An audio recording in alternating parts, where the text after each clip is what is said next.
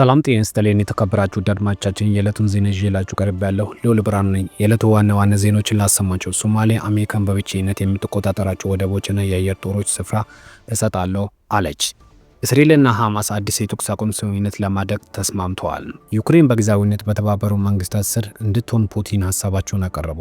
እነኝን አንድ በአንድ ይደርስላችኋል። ሰብስክራይብና ላይክ እንድታደርጉልኝ በአክብሮት እየገለጽኩ ወደ ዜና አምራችኋለሁ። አብራችሁን ቆዩ። ሐማስ በጋዛ የተኩስ አቁም ስምምነት እንዲደረግ ከሁለት ቀን በፊት በግብፅና በኳታር የቀረበለት ምክር ሀሳብ መቀበሉ የቡድኑ ከፍተኛ መሪዎች አስታውቋል።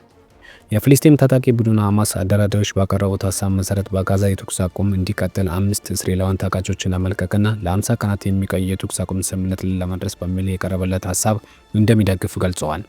ከጋዛ ውጪ የሚገኙ ከፍተኛ የሐማስ መሪዎች በግብፅና በኳታር አደራዳሪዎች የቀረበው ረቂቅ ምክር ሀሳብን ማጽደቃቸውን ተናግረዋል። ሮይተርስ የደህንነት ምንጮች ጠቅሶ እንደዘገበ ከሆነ ግብፅ አዲሱ የተኩስ አቁም ስምምነት በተመለከተ ከእስራኤል ወገን በጎ ምላሽ አግኝታለች ተብለዋል። የእስራኤል ጠቅላይ ሚኒስትር ቤንጃሚን ኔታንያሁ ጽሕፈት ቤት እቅዱን እንደተቀበሉ ገልጾ ከዩናይትድ ስቴትስ ጋር ሙሉ በሙሉ በመተባበር ለአደራዳሪዎች ሌላ ምትክ ምክር ሀሳብ መቀበሉን ተናግረዋል። ሁለቱም ተደራዳሪ ወገኖች ከተስማሙ አዲስ የተኩስ አቁም ስምምነት ዛሬ እሁድ ከሚጀምረው የሙስሊም በዓል ጋር ሊገጣጠም ይችላል በማለት ተናግረዋል። ቅዳሜ ዕለት የኔታንያሁ ጽሕፈት ቤት ከአደራዳሪዎች ጋር የተኩስ አቁም ስምምነት ሀሳብ ምክክር ማድረጋቸውን አስታውቋል። እስራኤል ያቀረበችው ምትክ ምክር ሀሳብ ከአሜሪካን ጋር ስምምነት እንደተደረሰ ቢገለጽም ምንም የተባለ ነገር የለም ተብለዋል። በአውሮፓ አቆጣጠር ጥር 19 በስራ ላይ የዋለ የተኩስ አቁም ስምምነቱ በዚህ ወር መጀመሪያ ካበቃ በኋላ የእስራኤል ኃይሎች በእግር ጦር ዘመቻ ሲጀምሩ በጋዛ የአየር ድብደባ ማድረጋቸውን ቀጥለዋል። ሁለቱም ወገኖች የመጀመሪያ የተኩስ አቁም ስምምነት ካበቃ በኋላ ሁለተኛ ዙር ስምምነት ላይ መድረስ ሳይችሉ ቀርተዋል።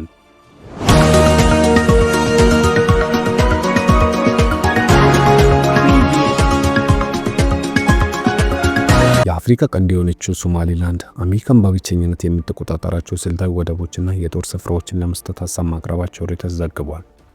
የሶማሌው ፕሬዝዳንት ሐሰን ሼክ መሐመድ ለአሜሪካኖቻቸው ዶናልድ ትራምፕ በጻፉትና ሮይተርስ መመልከቱን በገለጸበት ደብዳቤ ላይ ነው አሜሪካን በብቸኝነት ልትቆጣጠራቸው የሚችሉ የጦር ስፍራዎችና ወደቦችን አማራጭ አድርጎ ያቀረቡት።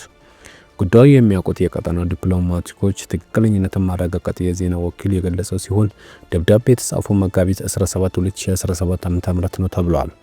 እንደ ሮይተርስ ዘገባ ከሆነ ፕሬዝዳንት አሜሪካን በብቸኝነት እንድትቆጣጠራቸው ያቀረቡትን ባሊጎስ እና የበርበሬ ስፍራዎች ናቸው ተብሏል። አሜሪካን በሶማሌና በቀጠናው የሚገኙ ጽንፈኛ ታጣቂዎችን ስጋት ለመመልከት በአፍሪካ ቀንድ ጠንካራ ወታደራዊ ይዘት ያስገኛታል ተብሏል። እነዚህ ስልታዊ ይዘቶች አሜሪካን በቀጠናው የምታደርገው ተሳትፎ የማጠንከር ዕድል ይሰጣታል ተብሏል።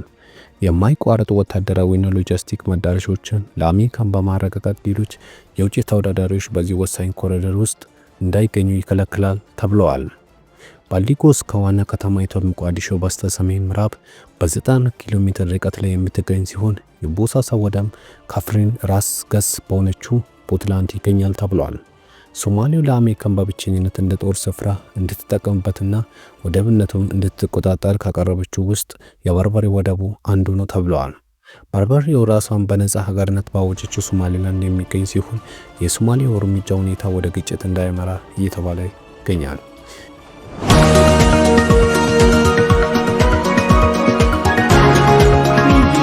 ዩክሬን ብቁ የሆነ መንግስት እስክትመርጥ ድረስ በጊዜያዊነት በተባበሩት መንግስታት አመራሮች ስር እንድትሆን የሩሲያ ፕሬዝዳንት ቭላድሚር ፑቲን ሀሳብ አቀረቡ።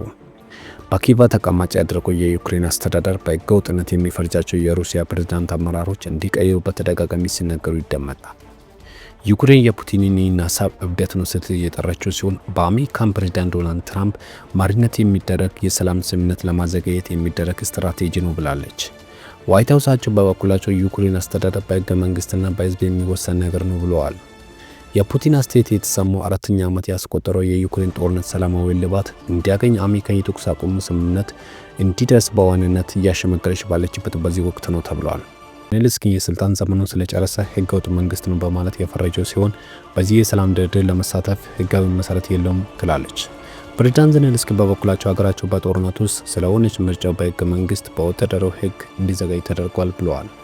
በጦርነት ምክንያት ከ5 ሚሊዮን በላይ ዩክሬናውያን ዜጎች በውጭ ሀገሮች በመፈናቀል ተያይዞ እንዲሁም በመቶ ሺዎች የሚቆጠሩ ዜጎች በጦርነት ግንባር ተሰልፈው ባሉበት ሁኔታ ምርጫ ማካሄድ ፈጽሞ የማይቻል ነገር ነው ብለዋል።